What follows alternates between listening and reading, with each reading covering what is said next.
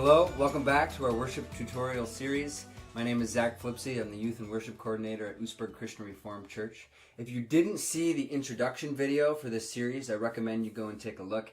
I'll give you a glimpse at the music theory or the math behind what we're trying to do with the way we play. In this lesson, we're going to learn how to play in the key of G. G chords, G shapes are by far the most commonly used chords in worship music. Over 50% of songs, worship leaders are playing G chords. So we're going to learn how to do those today. I'm going to teach you 5 chords in every lesson, so we'll learn 5 chords today. And then if you're an experienced player, stick around for the last little bit and we'll learn a little bit of fun things, pull-offs and hammer-ons and different shapes we can play that'll liven it up for you a little bit. But beginners, this is right up your alley. You'll really succeed at this. So if you watch the introduction video, you know that what we're trying to do is play the first and fifth of the key over top a changing root note. Okay? So if that doesn't make sense to you, it's okay. Just watch my fingers. But what we're trying to do is play the first and fifth of the key over top the root that changes. So if we're going to play a G chord, we want to find the first and fifth in the key of G, which is a G and a D. If you put your pinky on the 3rd fret on the 1st string and your ring finger right above it on the 3rd fret of the 2nd string, and you never move those 2 fingers, you're playing the 1st and 5th. Now the cool thing about the key of G, why it makes it so easy, is that not only is the 1st and 2nd string playing the 1st and the 5th, but the 3rd and the 4th is also playing the 1st and the 5th. So by putting your pinky and ring finger on the 3rd fret and the 1st and 2nd string, if you can see that, if that helps at all, I don't know. If they stay there the whole time, most of your strings are already playing the 1st and 5th. So all we need to do is change the root now on top of that. So for the G chord, you're going to put your middle finger on the 3rd fret of the 6th string and your pointer finger on the 2nd fret of the 5th string. So it looks like that.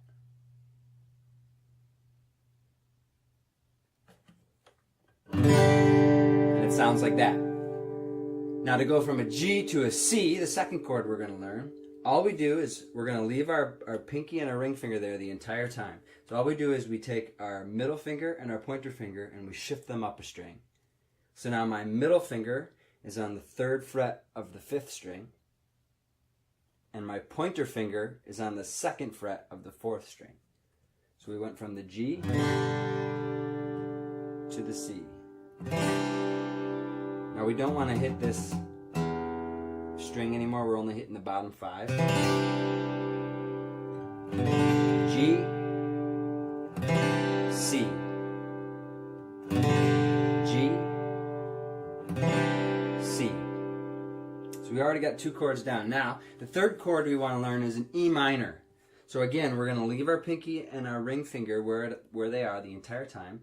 We're going to take our pointer finger and our middle finger, put our pointer finger on the 2nd fret of the 5th string, and our middle finger on the 2nd fret of the 4th string.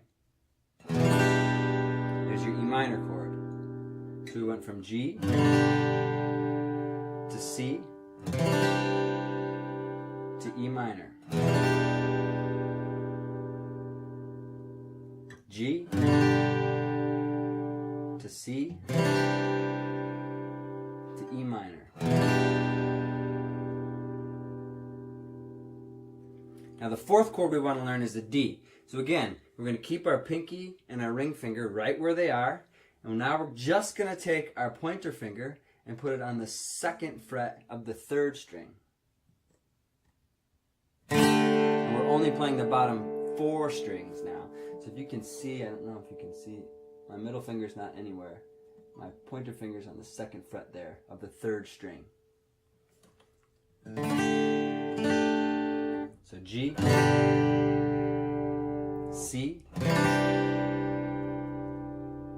E minor, D. Those 4 chords will take you a really long way.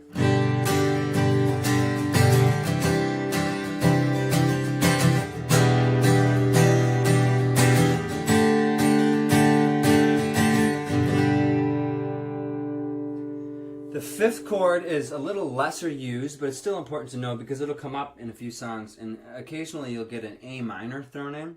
So what we're going to do is we're going to, just very similar to the way we played the D, which was with our pointer finger on the second fret of the third string, we're going to move that up one string. So our pointer finger is on the second fret of the fourth string.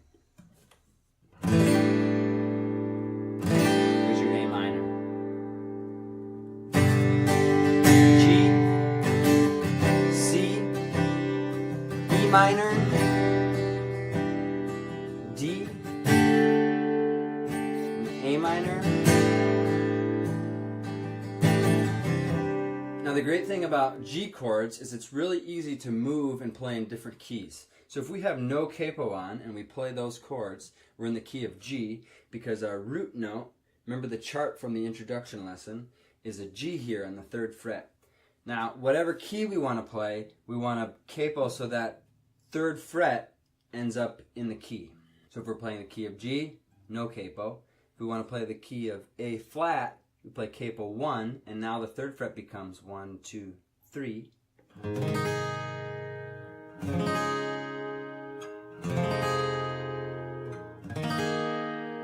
We play all the chords the exact same way, just bumped up one fret. If we want to play in the key of A, move it up one more. And now this is an A there.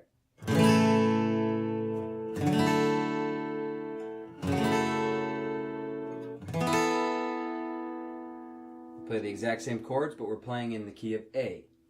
Commonly used one in worship music, at least around here at our church, is B flat. It's a really comfortable key for a lot of singers. So if we capo 3, the third fret, 1, 2, 3, becomes the 6th fret. That's a B flat.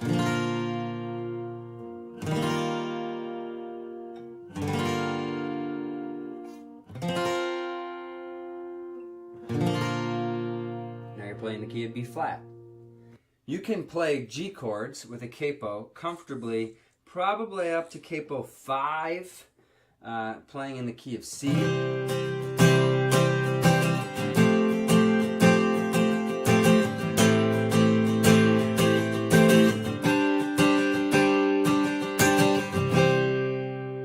Any higher than that, and you're starting to get really tight. And if you don't have a really nice guitar, you're probably starting to get out of key way up here. So that's where these next few lessons are going to come in handy, where you can learn a couple different keys so that you're able to play even without a capo in any key that shows up in the worship music. So the key of G, G chords, great shapes to play in almost every key. There's a few keys that we got to work on yet. If you're a beginner, you can stick around and listen to some of these concepts that we're going to go over with the more experienced players. You don't have to, though, if it's going to be too much for you. If you just want to go back and pause and look at each of those 4 or 5 shapes that we learned today, do that and work on those. Also keep the chart handy with the note names so that you know where to capo if the keys change and you want to use the key of G. So, more experienced players, ways to liven up playing in G. This is a really, really fun one. So one thing I do is pull off the third of the chord. So your pointer finger on the G and C chords is playing the third of the chord. So I'll often won't even play it with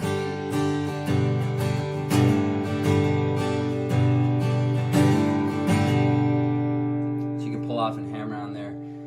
With G it's a little muddy, but with the C chord it's really pretty. You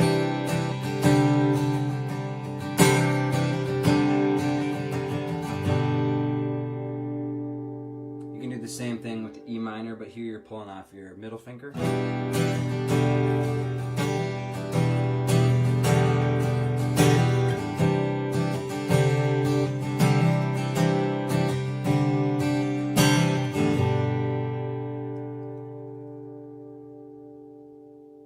The other thing you can do the same thing with the D chord as well, pulling off your pointer finger.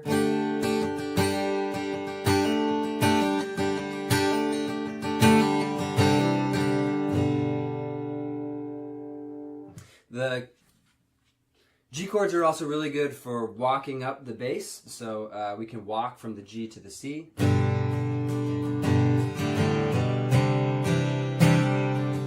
if you know your scale.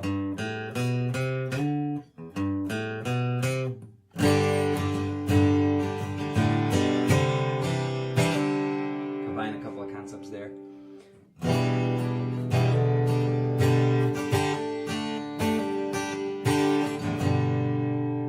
So we walk from the G to the A, to the B, to the C.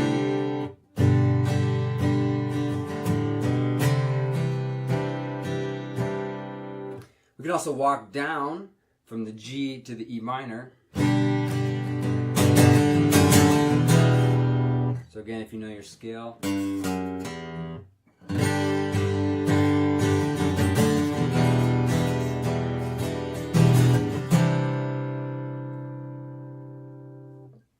You can also play with the first and fifth and get a little fancy with what's going on the top here. So if we change the first down, we're going to the seventh. So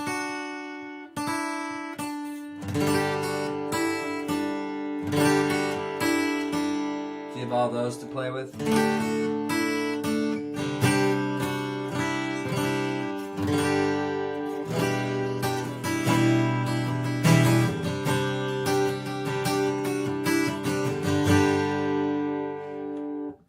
You can also take the D and go up. That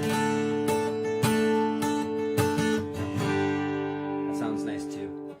A really fun one to play to get some dissonance in and a little bit more of the emo rock type of songs is to take the D and actually play it a little bit different. So your pointer finger is grabbing the first and the fifth on both of those strings there, and then you're putting your ring finger on the fifth fret on that D, and your middle finger on the fourth fret. So it's basically a C chord but slid up 2 frets, and you're grabbing both of those strings there. So there's some dissonance.